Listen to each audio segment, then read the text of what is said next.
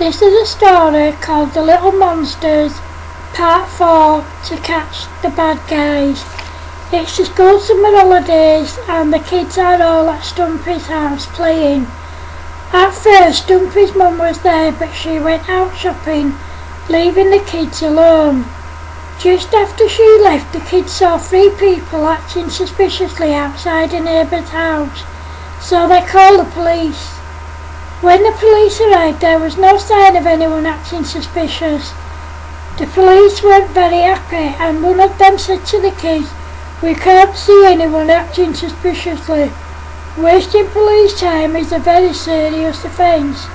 Stumpy said, "But we did see 3 people acting suspiciously." "Young man, there is no one there. Now please stop wasting our time." At that moment, Stumpy's mum came in and asked, "What on earth is going on here?" "These kids phoned us saying they'd seen some people acting suspiciously, but when we arrived there was no one there." "Oh, really? Go to your room, Bobby. The rest of you, go home please," said Stumpy's mum. After the police and the other kids had gone, Stumpy's mum told him to come down. "What do you think you're playing at, young man?" Stumpy's mum asked him. "We did see some people acting suspiciously, Mum. Honest we did." "Do you know who they are or what they were doing?" asked Stumpy's mum. "No, I don't, Mum," answered Stumpy. "So why did you call the police?" Stumpy's mum asked. At that moment Stumpy's dad came in, and when his mum told him what had happened, he smacked Stumpy hard on his bum and sent him to bed early. The next day the gang were playing on the park when it started to rain heavily. The kids decided to go back to Kicker's house to play, as it was closer than anyone else's house. Just after they got there, Kicker saw some people acting suspiciously outside. She told the rest of the gang and they realised it was the same group of people they'd seen near Stumpy's house, so they called the police. When the police arrived, the suspicious-looking people had disappeared again. One of the officers said, "Didn't I come out and speak to you kids yesterday?" "Yes," they all answered. "Well then, why have you called us again when we told you not to?" Kicker said, "Well, we did see some people acting suspiciously. I'm fed up of you kids wasting our time. If you call us again, you will all be in serious trouble. Is that understood?" "Yes," answered the kids. When the police had gone, the kids went to play in the garden, and they heard someone say, "Those kids are a pain in the backside. We'll come back tonight when everyone's asleep." The kids knew the police wouldn't believe them, and that they'd get into trouble if they phoned them again with no evidence. So they took matters into their own hands. What the bad people didn't know was that the kids could hear every word that they said, and none of them were going home as they were all at Kicker's for the sleepover. Kicker's parents were out and her older sisters were supposed to be babysitting, but they'd all gone out. The kids drew a huge plan and then used it to help them set up booby traps and to keep track of where the bad people were. They set one up in every room in the house and in the back and front gardens. They tied large teddies up and put clothes and shoes on them so the bad people would think that they were humans. They put oil and nails on the garden steps.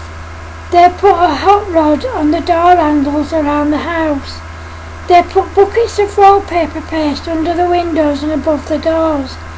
They tied a rope from one of the bedroom windows to a big tree in the garden. That night when the bad guys came back, the kids were ready for them. The first thing one of them did was try the front door handle, resulting in them burning their hand. One of the others went round the back, and as they stepped on the bottom step, their shoes got stuck in oil and came off, causing him to step on a large nail, making him howl in pain, much to the kids' amusement. There was 2 men and 1 woman, and the woman managed to get in the house. As she did so, she stepped into buckets with wheels on that were full of wallpaper paste, and she went flying across the room. She went straight through a closed door, resulting in her getting a bucket of wallpaper paste over her head.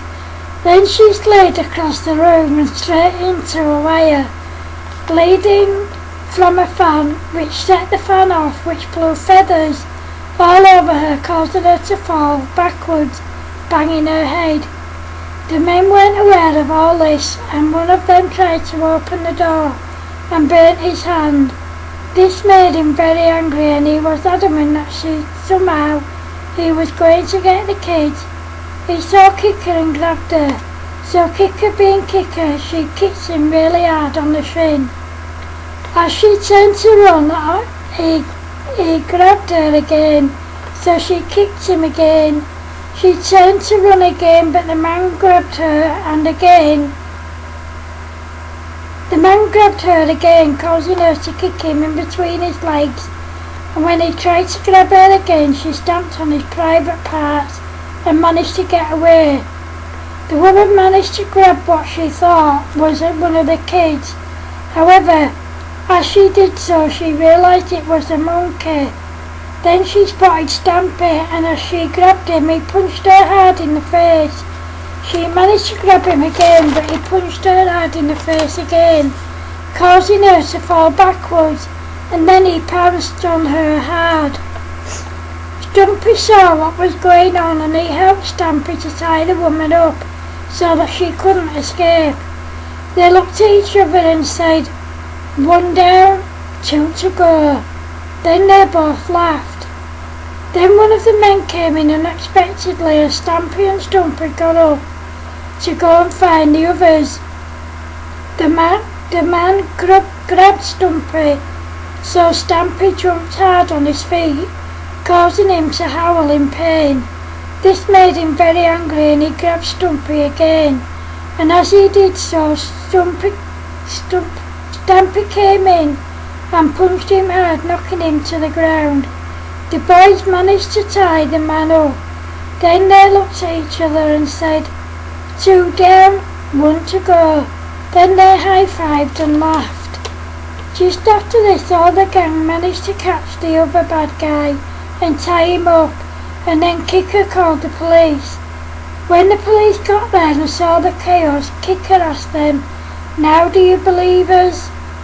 The officer who told him off helped his colleagues to arrest the bad guys and to put them in the police van.